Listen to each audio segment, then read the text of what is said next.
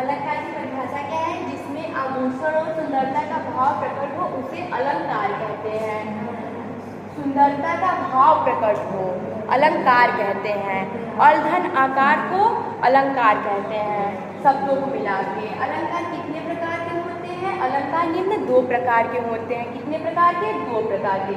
शब्दालंकार, अर्थालंकार। शब्दालंकार किसे कहते हैं? जो शब्दों के सौंदर्य को, भाव को प्रकट करे उसे शब्दालंकार कहते हैं। शब्दालंकार में कितने भेद होते हैं? 3 भेद होते हैं। कितने भेद? 3 भेद। अनुप्रास अलंकार। अनुप्रास अलंकार किसे कहते हैं? वर्णों की आवृत्ति को अनुप्रास अलंकार कहते हैं। अनुप्रास अलंकार के उदाहरण कृष्ण की कृपा में कीर्ति बढ़ जाए।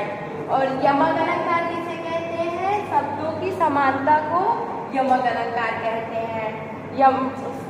उदाहरण राम राम सबको भाया।